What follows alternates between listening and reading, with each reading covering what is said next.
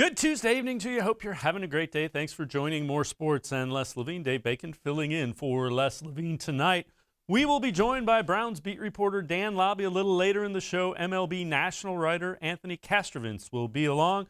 We will talk Indians. We will talk the Arenado trade, and we will talk baseball with national writer from MLB.com, Anthony Castrovince. We'll also get into, could there be a work stoppage? But we begin tonight with the Browns. Never really an offseason in the NFL. When we talk Browns, we always enjoy having Dan Labbe, Browns beat reporter from here on cleveland.com, as well as in the pages of the Plain Dealer. And Dan, Senior Bowl has wrapped up, but the scouting process continues for the Browns as they try to find ways to improve that roster. Right. And the Senior Bowl, of course, gave them an opportunity to maybe meet some players and do some things that they're going to lose out on at the combine. With not having a combine this year, they're going to have to replace some things with pro days, virtual interviews, and things like that. So at least for a few of these prospects, the Senior Bowl gave the Browns and their scouts and, Andrew Berry wasn't in attendance, but the people who were there a chance to at least lay eyeballs on guys on the field to some extent and on the practice field. So it's really kind of the kickoff to draft season, even though this draft season, again, is going to be a strange looking one for a lot of people. Well, some good things going on as far as the Browns and Browns fans are concerned. Odell Beckham Jr., of course, rehabbing from that torn ACL. And today, Odell posted this on his Instagram account, OBJ. And take a look as we see Odell Beckham Jr. out on a treadmill and getting after it pretty well for a guy that's only a couple months removed from ACL surgery. And there again, a good look as you see him running and getting back in shape. Dan, that's looks like he's moving around for a guy that had ACL surgery not that long ago. Yeah, that's not too bad. And I don't know what that little bubble thing is around him there on the treadmill, but it's good to see him running and using those legs. And that's, I guess, the great thing about social media now is we can get updates like this on guys rehabs and kind of see where they're at. So with Odell Beckham, we know that he's kind of a freakish athlete. So this is a guy that if anybody's going to be able to recover quickly from this, you hope it's going to be him, and he'll have some of that speed back, that ability to cut and move back and maybe be back ready to go. I don't know if training camp is ambitious or not, but I wouldn't rule anything out with a guy like Odell Beckham. And the other thing is he seems to be motivated to get back, which is a big part of what you want to see from the elite levels. He seems like he's getting after it. And this is a guy that hasn't always been healthy. He was healthy for the Browns in 2019, but he wasn't completely healthy. He was still playing a little bit hurt. He's had leg injuries in the past. This is a guy that his career was sort of sidetracked by injuries and then by the trade to Cleveland. And I think he wants to come back and show he should still be in that same sentence with guys like DeAndre Hopkins or any other top receivers that you want to throw out there. He belongs in that conversation still. So I'm sure he's driven as he's still right in the middle of those prime years to show that he belongs as one of the top receivers in the league. So the good news is Odell Beckham rehabbing and by all accounts doing well. If you're running like that on a treadmill, you're doing just fine. Now, when we look at the numbers, and this is from an ESPN article, and you look at the numbers, and there is some concern there. You see the completion percentage to Beckham since 2019, worst among quarterback wide receiver duos. Now, when Baker targets Landry, it's 93.5, 73.6 when targeting Beckham. And you see the offense kind of improved when Beckham got hurt, and before it was kind of 14th, middle of the pack. Having said all that, it's a factor of Baker Mayfield also getting comfortable with Kevin Stefanski, and Kevin Stefanski getting comfortable with Baker Mayfield as quarterback. Now, unfortunately for Odell Beckham, he got hurt right when Baker was sort of starting to figure it out. And some people kind of look at that and say, well, maybe that's why he started to figure out. I don't necessarily see that direct correlation. Now with Jarvis Landry, you mentioned those Jarvis Landry numbers, and for whatever reason, he and Baker Mayfield just connected almost immediately. And I do think there's something to this idea that Baker and Odell just haven't always been on the same page. Remember Odell wasn't around for OTAs his first year in Cleveland, and so they missed out on a lot of those reps. Now he's hurt. We don't know what kind of work they're going to get this offseason. Last offseason was completely virtual, so they missed out on some of that stuff as well. Baker is a rhythm guy. He's a guy that likes to be on the same page with his receivers, and we see sometimes guys come in and it doesn't click right away. I think that's been the case with Beckham. And unfortunately, we didn't get to see how Beckham would look in this offense once Baker really kind of started to figure it out. And he had those fantastic last 6 games of the season. I'd have loved to have seen Odell in that offense, and we probably would have had an answer. Okay, is it just that they're not on the same page, or is it just that they're not a fit? Unfortunately, we don't have that answer. And the Browns have some decisions to make this offseason with these high priced wide receivers. Yeah, you do have to figure that out. The other thing is, Kevin Stefanski didn't get the opportunity to really figure out how to use Odell Beckham, to the best of his ability. Kind of the way he was working through Baker Mayfield.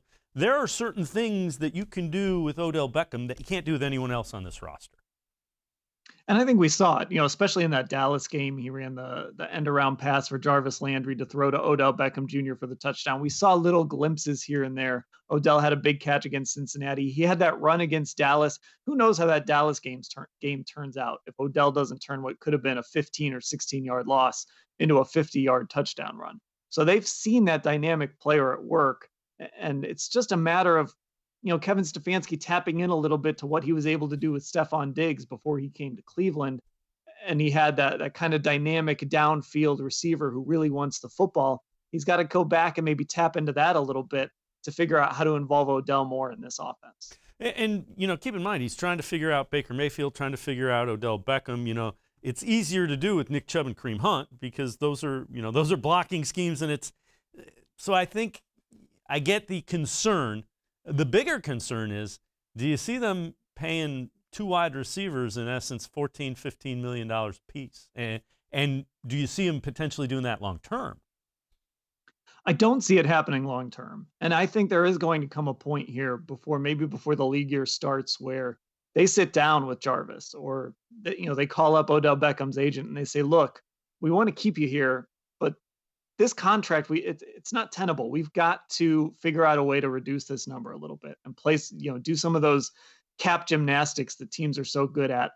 Rework the contract a little bit, move some guarantees up, bring that cap number down just a little. I do think we're coming to a point where they might not have to move on from one of these guys, but they are going to have to sit down with them and say, are you willing to make a little bit of a sacrifice here? Maybe get a little more money up front, but make a little bit of a sacrifice so that we can kind of rework. We've got a lot of extensions coming up, a lot of new contracts coming our way. If you want to stay in Cleveland, you might have to give a little bit on this contract.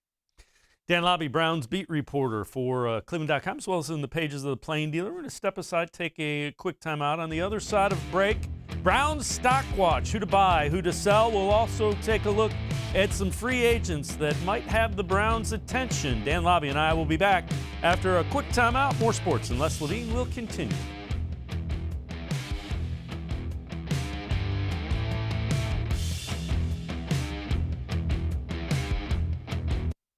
Presque Isle Downs and Casino has sports betting. Use one of our 50 state-of-the-art Bet America kiosks to place your bet and watch your favorite games on one of our many HD televisions or visit our sportsbook area. Only at Presque Isle Downs and Casino.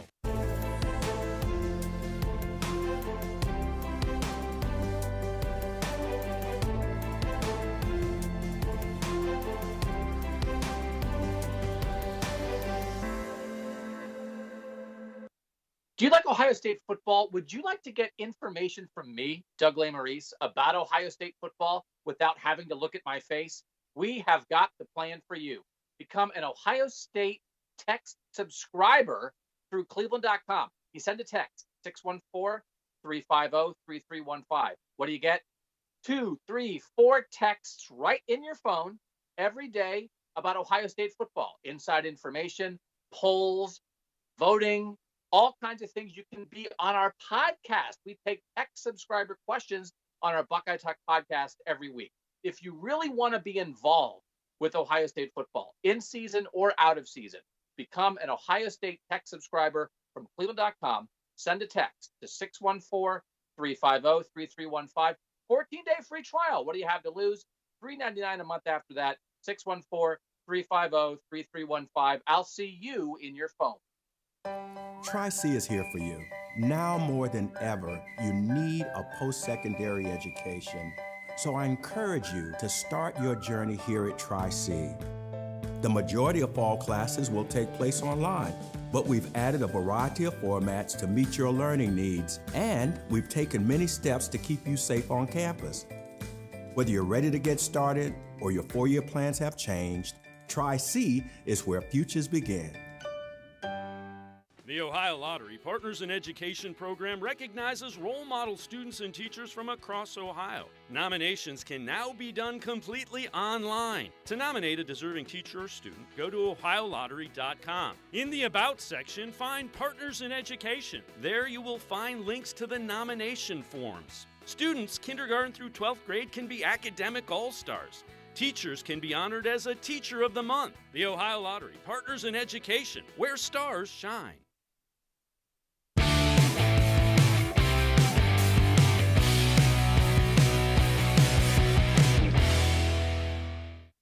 More sports, and Les Levine continues. Dave Bacon filling in for Les Levine tonight. We're going to continue talking Browns. Let's bring back in Dan Labbe, Browns beat reporter here on cleveland.com, as well as in the pages of the Plain Dealer. All right, Dan, stock watch time.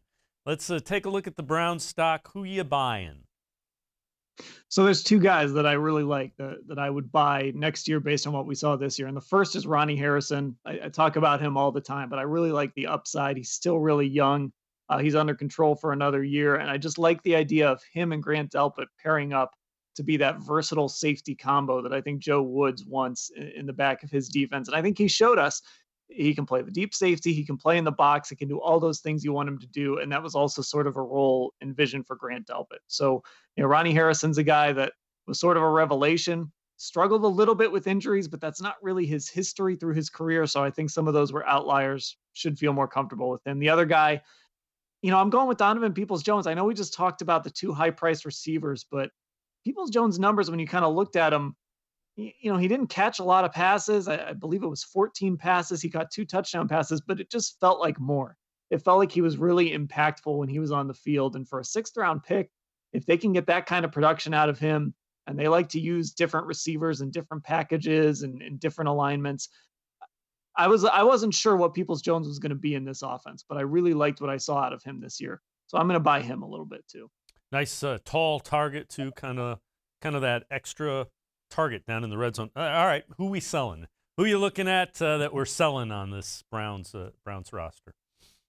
Well, I hate to say it, and it really doesn't have anything to do with the player himself, to be honest. It's just I don't think anybody can look at Greedy Williams and be real bullish on what he can be.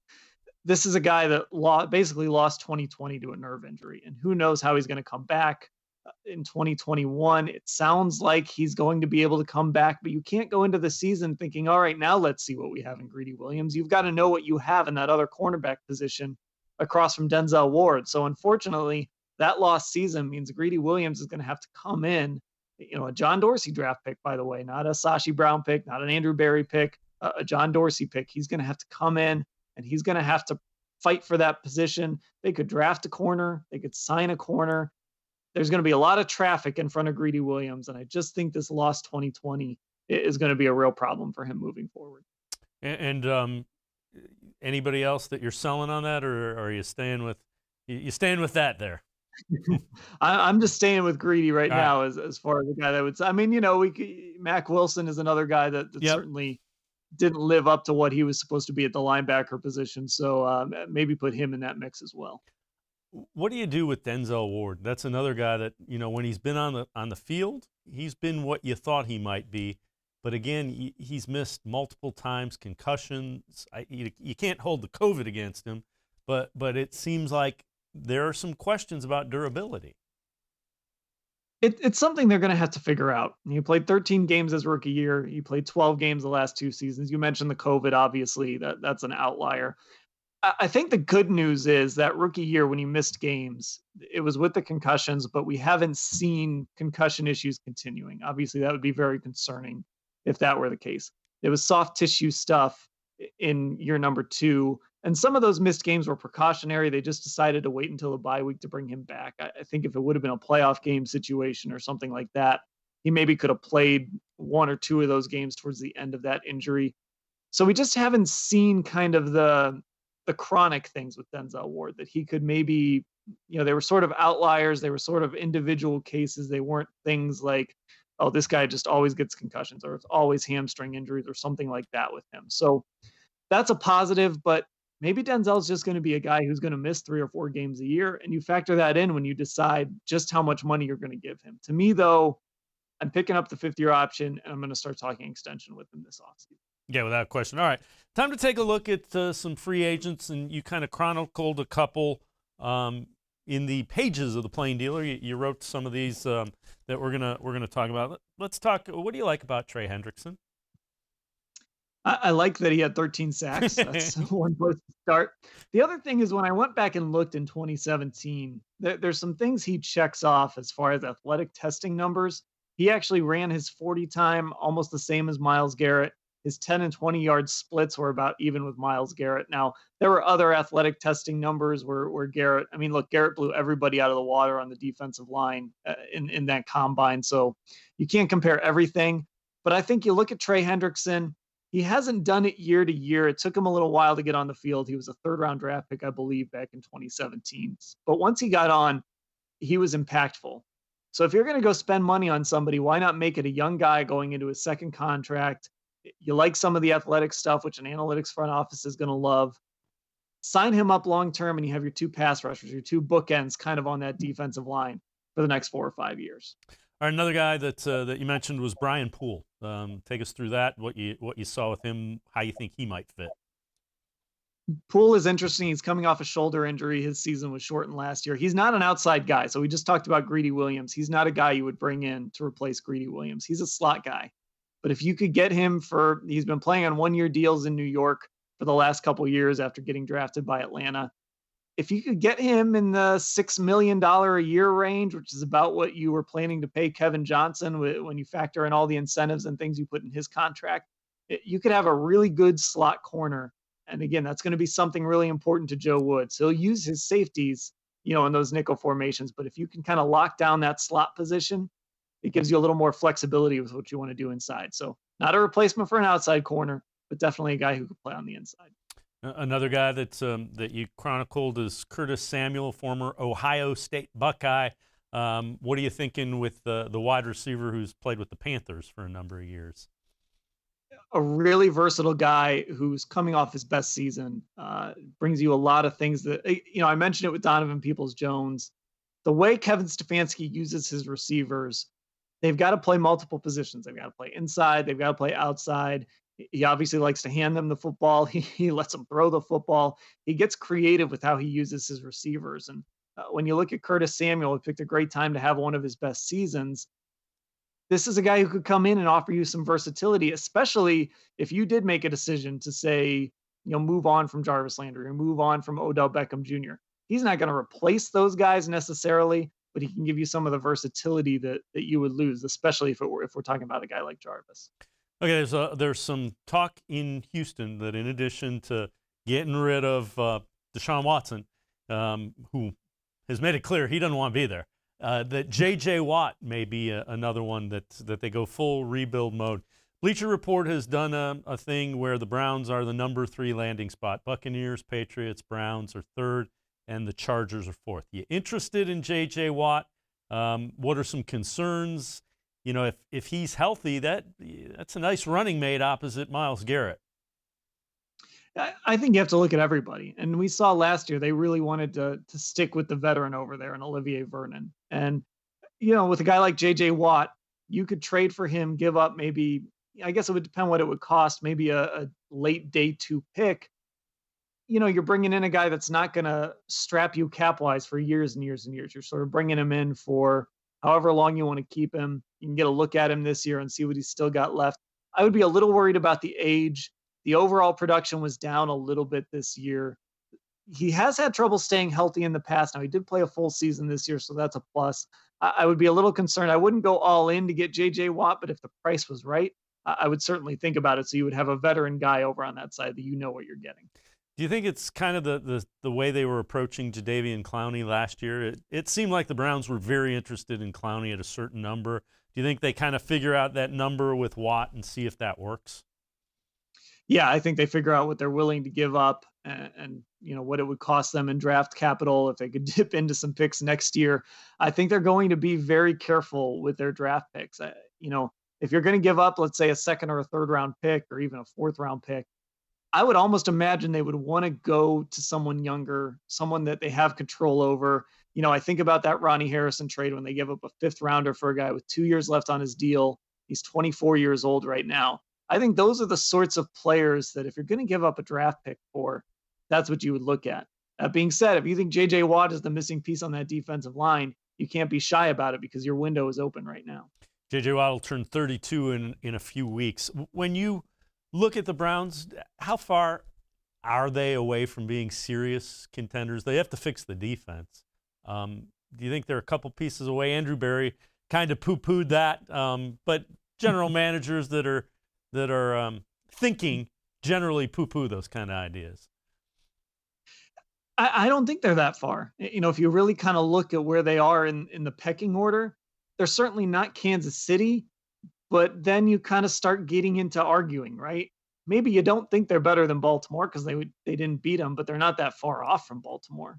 Depending on how you feel about Buffalo and Josh Allen, maybe you don't want to say they're better than Buffalo, but are they that far behind Buffalo? I'm sure a lot of Browns fans would make the case they're better. So when you kind of look at the pecking order and you see where the Browns fit, whether you want to call them a team that's right behind Kansas City or just kind of put them in a big group of teams right behind Kansas City, I think they belong in that discussion.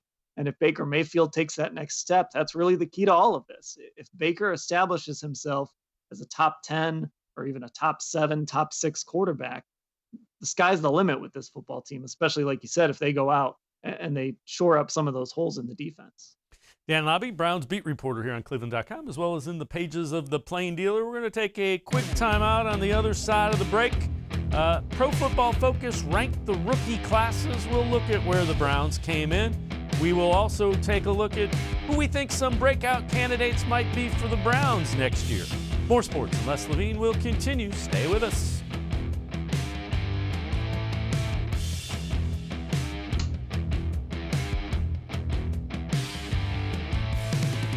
A friend of mine brought up Nature Stone. Our floor was not a nice garage floor. It was cracked and dirty and messy all the time, and now it's just pretty. It's a pretty garage floor. You could tell they really cared about what they were doing. They did an excellent job. There's a room of lovely people here that have been so nice to us and so great, and such great service from the guys who did the floor, and we just really appreciate that. And I highly recommend it.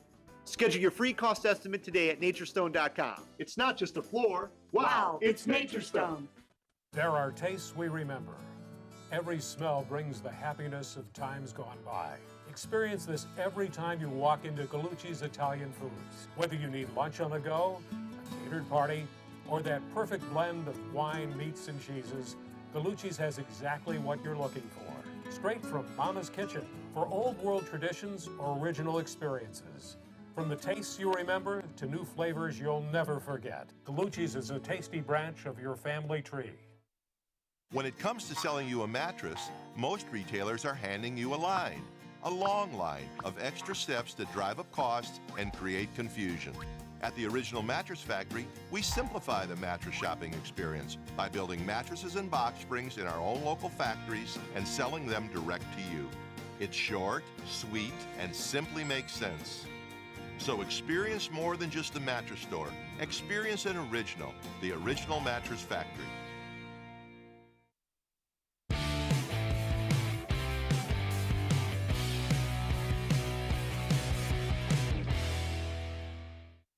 More sports and Les Levine continues. Dave Bacon filling in for Les Levine tonight. Dan Labbe will rejoin us in just a minute. Let's take a look at Pro Football Focus put together a rankings of the rookie classes. You see Bengals with Joe Burrow ranked number 1, Indianapolis, Jonathan Taylor there, ranked 2, Tampa Bay ranked 3, the Chiefs, Washington, Pittsburgh 8th, the Browns way down at 19, and the Ravens ranked 26th. Here's the rationale why Pro Football Focus had the Browns ranked so low. Cleveland had 4 picks, day 1 and 2. None of the players selected made a positive impact. Second-round pick Grant Delpit missed the entire campaign with a torn Achilles. The other three, offensive tackle Jedrick Wills, defensive end Jordan Elliott, linebacker Jacob Phillips, all generated negative Pro Football Focus WARs, which is wins above replacement. Now, how the top pick fared. They said entering his rookie campaign, Willis expected to bring a lot of value to the table with his run blocking in Kevin Stefanski's wide zone attack. While he suffered through a learning curve, when it came to true pass sets, the opposite occurred. So Willis ranked 15th among left tackles in pass blocking, according to Pro Football Focus, and 5th to last in run blocking. Let's bring back Dan Labbe into this conversation. Dan, I get where they're going. The thing to remember about Jedrick Wills is he flipped sides, which that's never easy to do it. And it has to do with you have to lead with a different arm. You have to lead with a different leg. You're changing your entire power structure and the way you do things. And he didn't have a training camp. I thought he played pretty well. I did too. It's hard for me to look at what Jedrick Wills did this year and say that he didn't have a positive impact on this football team. To me, I understand that, they have their grading system, and I'm not going to sit here and say that Jedrick Wills was perfect, or I watched every Jedrick Wills snap and broke down what he did and didn't do right, and he certainly had his growing pains. But to me, I think it's impossible to look at what Jedrick Wills did for this line, stabilizing the left tackle position, like you said, doing it, moving from the right side to the left side with barely any training camp, no offseason. Jedrick Wills was really important. Was he as important as Jack Conklin or Wyatt Teller or Joe Bitonio? Probably not, but if you found your long-term left tackle, that's a home run of a pick to me. So, it's hard for me to say he didn't have a positive impact. And even in the run game, where maybe he wasn't as good, go back and watch some of those Nick Chubb cutbacks. Jedrick Wills had a big block on a lot of those. And the flip side of it is he's only going to get better once he gets used to setting, to driving the way he needs to drive on the opposite side. I mean, that's something that repetition will definitely help. The other thing, they did pretty well late in the draft. Harrison Bryant, Nick Harris, before he got hurt, showed like he was capable when they plugged him in. And then the guy we talked about, Donovan Peoples-Jones, did very well for a late pick. Yeah, and I think for all of those guys, we don't exactly know what they're going to be. Donovan Peoples-Jones was probably the best of that group. He was the one who was really contributing the most down the stretch. Nick Harris, we didn't see a lot of him. He got called on in back-to-back games against the Giants and Jets, had to come in off the bench, and it seemed like he played pretty well against the Giants, didn't play quite as well against the Jets. So, we don't know exactly what he is. And Harrison Bryant, tight end is really difficult for a rookie. And I think we saw that with Bryant. He came out and he started really hot, had a great game against Cincinnati when the Browns won that shootout against Joe Burrow and company. Then he started to struggle a little bit, holding onto the football, had some fumbles. And those are things that your quarterback loses confidence a little bit. But I'm still pretty high on what Harrison Bryant can be in this offense, especially considering that he's a fourth-round pick. What about Phillips? That's the guy. There were times where it was like, boy, we really got something. And then there were other times and it's like, that just didn't look right. Yeah, I think that sums up Jacob Phillips pretty well. And he might be the key to this draft class. Not the key to this draft class. Look, it's going to be about Jedrick Wills and Grant Delpit. But Jacob Phillips can take this draft class and make it really good. If you find a guy that can develop in his second year and his third year into a reliable starting linebacker for you. And this is sort of weird territory, I think, for Browns fans because they're so used to draft picks coming in, having the spotlight on them. They're the key to everything in a team's success. It's not weird for guys to maybe take a little time to develop, for a third-round pick like Jacob Phillips to take a couple years to develop, or a guy like Jordan Elliott. We didn't hear his name a lot this year, but he might be an important guy on the inside next year. So, this is really kind of the embodiment of it takes 3 years to judge a draft class because outside of a guy like Jedrick Wills and what Grant Delpit would have been asked to do, these guys weren't just thrown into the fire right away and they were stars for this football team. They're able to kind of bring these guys along and develop them. It's kind of interesting because you always hear, well, the Steelers draft so well or the Ravens draft so well. It's because they have the same system and they know the guys that will work in that system. No player is perfect, but you draft guys that their deficiencies are hidden by what you ask them to do. And I think Kevin Stefanski and Andrew Berry have a good idea of what their system is going to be, which should mean good things for the draft. Yeah, it's huge. It's huge to know how a guy's going to fit into what you're going to do instead of just picking a guy because he's at the top of your board or whatever. Okay, here's how Harrison Bryant is going to look in this offense. Here's how Jedrick Wills is going to look. We talk about Joe Woods' defense, how he didn't have all the bodies, but again, with Grant Delpit, he said it right after Delpit got hurt. He was going to be important because of his versatility. So that gives us an idea of what Joe Woods' defense will look like when it's whole. They know the systems. They know how to fit guys into the systems. And you're right. The Steelers draft well because they know how guys fit. They know how Devin Bush looks in that offense or in that defense when they trade up to get him at number 10 overall. And if the Browns are aggressive, if they sit back and wait for the draft to come to them, however it plays out, you know that they're going to have a vision for how a player fits specifically into their offense or defense. Well, the other thing is everybody makes a big deal about the Steelers developing wide receivers.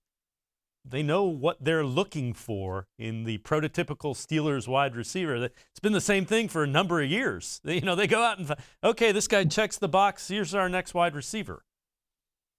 And you can't do that when you're constantly flipping front offices, you're constantly flipping coaches and coordinators, and you don't know what your system looks like.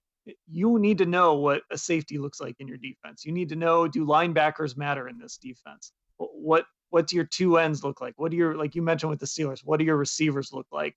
You're running this zone blocking scheme. So how does this offensive lineman fit within that scheme? And we saw it in free agency. We saw it in the draft. The Browns had a clear vision on how everybody kind of fit together. And it will be interesting to see if they can flip sides of the ball and do that with the defense this year. Let's move to, who do you think some guys that could really break out in 2021 for the Browns? Who are some guys that, it's kind of the same as the stock, but, who do you think could really, move into big-time prominence throughout the league with the Browns? I mean, I think you've got to start with Delpit. I've said that name a few times already, so might as well say it here. I think you have to start with him because he was your second-round pick. He's a guy they really liked.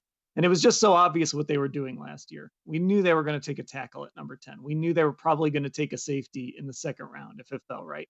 And that's what happened. And I think Delpit is going to be the key to unlocking so much of what Joe Woods has to do. So I think he's a guy that you look at as he's going to break out. He's going to be that next guy. Another guy that I'm kind of keeping an eye on, and I mentioned his name earlier too, is Jordan Elliott. Because if you lose Larry Ogunjobi, which you likely will, let him walk in free agency, you have Sheldon Richardson, you've got Andrew Billings, who opted out this year, but he'll be back.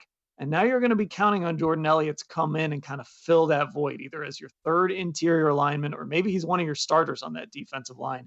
And they really do need to be able to create pressure up the middle, especially if you're playing Patrick Mahomes. They're going to have to play him in the regular season, and you want to get to the Super Bowl too. You're probably going to have to beat him in the playoffs. You've got to get pressure up the middle, and you've got to move him off his spot, and you've got to kind of mess with him a little bit. There's no one way to really disrupt Patrick Mahomes and beat him, but those are things that can help you. And you mentioned, a disruptive guy from the safety position. Look no further than the game the Browns played against the Chiefs with Tyrann Mathieu. That's kind of what he is. So that's probably similar to what the Browns want Delpit to be. I think that's a good place to start. And the job that Steve Spagnuolo has done with that defense, it was, being there at Arrowhead Stadium and seeing that defense and kind of knowing that statistically they hadn't been great all year. You realize when you see them in person, they are really fast and they fly around. And it starts with Tyrann Mathieu. He's just everywhere, and he'll go in the backfield and make a stop on the run. He'll play deep. That defense flies around. And I think that's part of why Andrew Berry is sitting here saying, you got to have more speed everywhere. That's the way the NFL is going. And if you have 11 guys on defense that can really fly, they can play in different places, it can be a problem. How important is getting that opposite bookend to Myles Garrett? If you're checking off things that defense needs, because I think we both agree defense is what needs to be upgraded. What is prime number one position to upgrade? And then the other thing I'll ask you, where do you think they go first pick in the draft, the 26th pick? I would say there's, it kind of depends what you want more. If you want a second corner, you put that guy number one, or if you want that second edge rusher, you could put that guy number one. But those are the two positions I would put right on top of each other. And I think I would actually start with the defensive end, because I think Joe Woods, coming from San Francisco, now he was the DB's coach there, but coming from San Francisco, he was also the D coordinator in Denver. He wants to create pressure with four and then let his guys cover in the back end. And if he's able to do that, it's got to start with having Myles Garrett on one side, having another defensive end on the other side, guys that can really create pressure on both sides and then pressure up the middle as well. If you can get that with four, it just makes everything easier on the defensive side. So I would prioritize that other defensive end, but I would put a second corner right behind that. As far as what they do at 26, you're probably looking at those two positions, but I wouldn't rule anything out with this football team. If there's a receiver they really like, and he happens to fall to, say, maybe not all the way to 26, but at 24, and their board shakes out that he's just significantly higher than any of the defensive players there, they might go get that receiver. So I wouldn't rule anything out. I wouldn't just say, oh, they're definitely going defense at 26. I would lean that way, but I think Andrew Berry is going to be aggressive, and they tend to follow their board. That's really what they did last year once they got past the left tackle and the safety. The other thing I would say about, you're mentioning that defensive end. If you get a defensive end that can take some pressure off of Myles Garrett, i.e. double teams, triple teams, think about the year Myles Garrett could potentially have if he's not working against constant double and triple teams. And if he is, the guy on the other side, he could probably sprint to the quarterback. If I'm a free agent defensive lineman, I want to come play in Cleveland, because I'm looking at Myles Garrett. Like you said, he's got a tackle hitting him. He's got a running back chipping him. He's got a tight end hitting him, sometimes all in the same play. I'm looking at that, and I'm just going to come to Cleveland, and I'm going to eat. And then if I'm not eating, then Myles Garrett is going to eat. If I'm a free agent defensive lineman, this is the place I want to be, because Myles Garrett is that good, and he draws that much attention. The other thing that it became quite apparent was that, and it was agents that were making this case, they liked Andrew Berry, they liked this front office, and I think you will see there will probably be some free agents that want to come here. Right, and then that's part of what makes Andrew Berry so impressive. He's such a young guy, but he's been around, Bill Polian and Sashi Brown and John Dorsey, Howie Roseman. He's been around all these different people. Tom Telesco is the guy that found him, who's now the GM for the Chargers. He's been around all these people that just know how this game works. And so he's gotten this just really fast education from all these really smart GMs, different backgrounds. And he's really been able to develop this rapport and develop these relationships. And yeah, I mean, if I'm an agent and I'm looking at this Browns front office, it doesn't just hurt that, it helps that you've got Barry and Stefanski and guys players like. It also helps that there's a boatload of money sitting here. So I'm sure Cleveland is a very attractive place for agents and players. Dan Labbe, Browns beat reporter here on cleveland.com, as well as in the pages of the Plain Dealer. As always, appreciate the time and the insight. I am sure we'll be checking back in with you, Dan. Thanks very much. Yep, thanks a lot. All right, Dan Labbe, Browns beat reporter there. We're going to step aside and take a quick time out. On the other side of the break, we'll shift our focus. Anthony Castrovince, national reporter for MLB.com, as well as a Northeast Ohio native, former Indians beat reporter, will join the show. More sports, and Les Levine will be right back. Stay with us.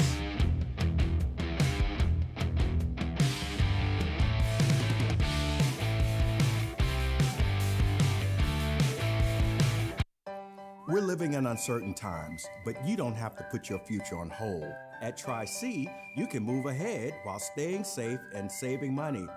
The majority of fall classes will take place online, but we've added a variety of formats to meet your learning needs, and we've taken many steps to keep you safe on campus. Whether you're ready to get started or your four-year plans have changed, check out Tri-C's programs and resources, because Tri-C is where futures begin.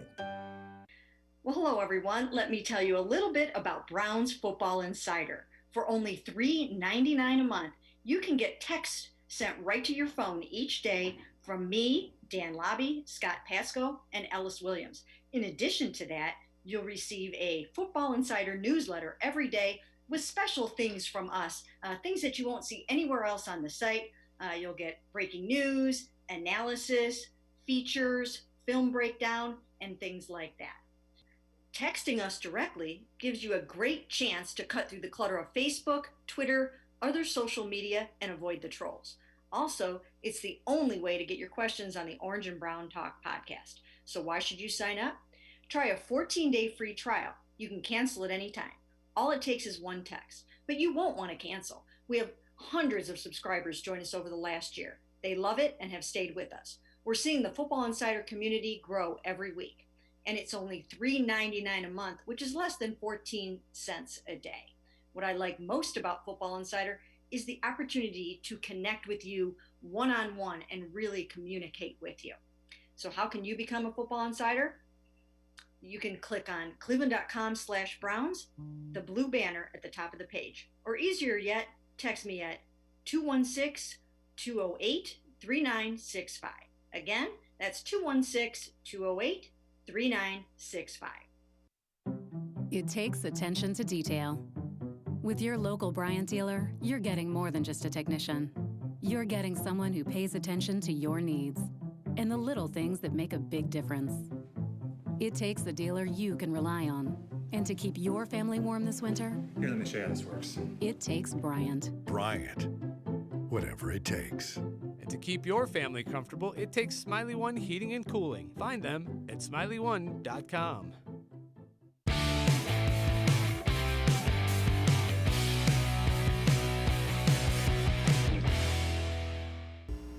Welcome back to More Sports and Les Levine. Dave Bacon filling in for Les Levine tonight. Time to turn our attention to baseball and the Cleveland Indians.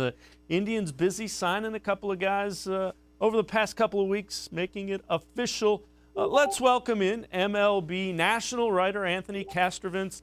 Anthony was a Northeast Ohio native, was the Indians beat reporter before he went on to become a national reporter at MLB.com. Is also the author of A Fan's Guide to Baseball Analytics. Anthony, appreciate the time very much. Cesar Hernandez, you mentioned that was a guy when we talked after the Lindor trade that the Indians might be looking at. They, in fact, sign him. What do they get and how important is this to the Indians lineup? It is important. I mean, we saw he's a pretty good little ball player. You know, he's not a high impact player, although he was second on the team in wins above replacement in the shortened 2020 season behind Jose Ramirez. He's just a solid piece for any lineup, really. He's a guy who can help you a bit on the base pass. He's good defensively at an important position, of course. And, he can get on base. So I think they just loved in the very brief time they had him in 2020. Obviously, nothing went quite the way anybody expected in terms of the full season, but they just loved having him, and it turned out to be a good relationship. And I know some were surprised they still brought him back in light of having added 2 middle infielders in the Lindor trade, but that gives them some flexibility now moving forward, be it in the trade market or just how they employ those particular players for 2021. Is there a scenario where Jimenez, the younger of the two, who they see having some upside as a long-term shortstop, could they end up putting him at AAA? Because he skipped over AAA, correct? He went from AA to the majors. Seasoning, it also pushes back that clock. And I'm not saying anything about the Indians because everybody does that with young guys these days as well. They do, yeah. That's certainly an option on the table, is to have Rosario as the starting shortstop on opening day and Jimenez in the minor leagues. Now, we always do this this time of year. We go into spring training saying, well, this could happen, this could happen. And then spring training happens and things change and guys outperform expectations or guys get hurt or just, things go not according to the exact plan. So while that is one option on the table, you don't rule out the possibility of other things transpiring, including a trade. Rosario's name has come up in trade rumors pretty much from the day Cleveland acquired him in the Lindor trade. There's also the possibility of Rosario being a super utility type. He did have a little bit of time in the outfield with the Mets in 2020, and that's an area Cleveland could pursue with him and have Jimenez as more of a stable shortstop and Rosario kind of bouncing around. So a lot of options on the table as they head towards spring training. Now, the other signing that happened end of last week, over the weekend, Eddie Rosario from the Twins signs with the Indians, and that's a guy that a bat that they really need. I mean, and we'll show you a graphic here. he absolutely kills it at Progressive Field. 45 games, and you see the numbers. Fair to say he is probably the nicest outfield bat they've had in a while, a professional hitter. Is that fair description of Eddie Rosario? It is, yeah. The Twins cut him loose. They non-tendered him. And for those who don't know, what that means is his arbitration price was just out of their comfort zone. And you can understand it. He has his strikeout issues, but he has been a productive player for them in the past. And then in the open market, he commanded less than he would have in arbitration. So you can understand why the Twins made that decision, and you can understand why Cleveland had so much interest in him. We see this a lot in baseball where one guy kills a particular team, and then that team goes out and acquires him because they've seen him at his best, at his absolute best. And, Lord knows they need the help in the outfield. They need the production in the outfield. This is a guy who can bat in the middle of your order. It's interesting. His nearest comparison in 2019, in recent years was to 2019 Francisco Lindor. So I'm not saying that they've effectively replaced Lindor, but this is a guy who really changes the outlook of that lineup a significant way. And paired with the Hernandez signing, now it looks like a major league caliber lineup. I know people were up in arms after the Lindor trade, and understandably so. But this is still a major league team. This is still a team that's not going through a total, uproot rebuild. As I said at the time of that trade, they gave themselves some financial wiggle room to work with. They've spent, a little bit of that, a little of that money that they saved on the Lindor and Carrasco trade, and I'd say they've spent it in a good way for this lineup. Is it fair to think they're still trying to tweak and add potentially another bat or two? I know people are concerned about their bullpen. They've got a lot of young guys that literally can throw the ball through a brick wall for the back end of that bullpen. Yeah, we haven't seen a lot of heat, outside of James Karinchak, and they had that with Emmanuel Clase joins that bullpen after his suspension in 2020. So it takes on a different dimension, but yeah, not much in terms of experience. And Karinchak has all the potential in the world, but not a whole lot of experience. So it wouldn't surprise me, and you could just add the Indians to the list of pretty much every team in baseball that could still add bullpen help between now and the start of the season. There's still a lot of names out there. And it's always a volatile market. And it's always a market where you can find, a good discount, pick up a guy on the bounce back and perhaps get good things out of him moving forward. So just depth in general, depth in the position player group and depth in the bullpen is probably what they're after at this point. When you look at some of the things Chris Antonetti and the front office has done, again, that's, it's tough circumstances because they had to shed the payroll that they did with Carrasco and Lindor. But all of a sudden, you kind of, again, see what they're after. They're after guys put the ball in play, they can run, they can play defense, and they're going to try to win by manufacturing runs. They don't have a guy that's going to hit 40, 50 home runs. They don't. It's a team that still will go as far as the starting pitching takes it. And obviously the starting pitching took a hit with the Carlos Carrasco trade, but they still have a lot of depth in starting pitching and guys who, frankly, deserve the opportunity at this point. Tristan McKenzie being one of them. We saw him last year. Logan Allen, Cal Quantrill. I mean, these guys deserve major league opportunities. So they've opened the door for that and still look, potentially pretty strong in that area. The bullpen is a question mark. It's a question mark for most major league teams, as we said earlier. And again, the lineup just has a different complexion now. So nobody's going to count this team as the AL Central favorite, but it's also, again, it's clearly not a rebuild project. It's clearly a team that can, just be feisty and competitive and keep, the Twins and the White Sox honest. And where that leads, no one knows. But it's certainly a team that looks a lot more competitive today than it did at the time of the Lindor and Carrasco trade. Yeah, without question. Anthony Castrovince, MLB.com national baseball writer, also Northeast Ohio native, and the author of A Fan's Guide to Baseball Analytics. We're going to step aside, take a quick timeout. On the other side of the break, we're going to talk about that Nolan Arenado trade to the Cardinals and see just how it kind of shakes up and compares with the Indians trade of Lindor to the Mets. We'll also check in on the Owners and the Players Association, kind of going back and forth on a couple of things. More sports and Les Levine will be back. We're talking baseball with Anthony Castrovince after this timeout.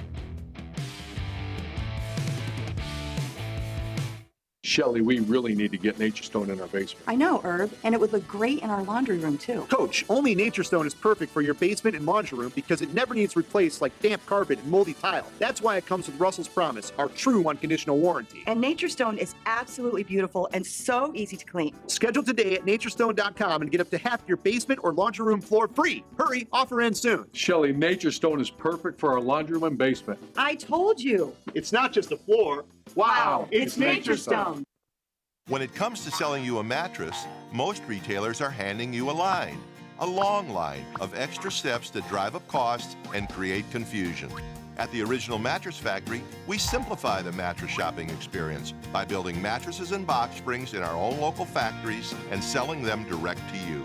It's short, sweet, and simply makes sense. So experience more than just the mattress store. Experience an original, the Original Mattress Factory.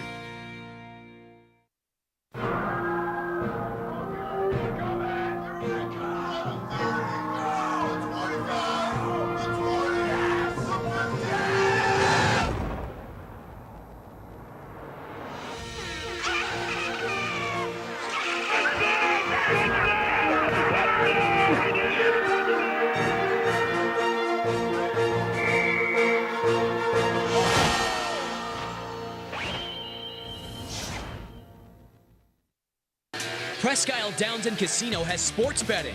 Use one of our 50 state-of-the-art Bet America kiosks to place your bet and watch your favorite games on one of our many HD televisions or visit our sportsbook area. Only at Presque Isle Downs and Casino.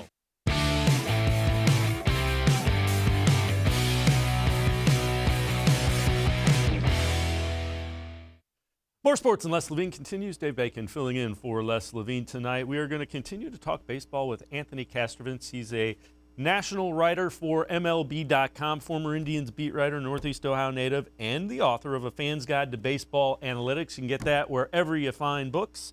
Anthony, let's talk a little bit about the trade. The Cardinals get Nolan Arenado. They take on a boatload of money.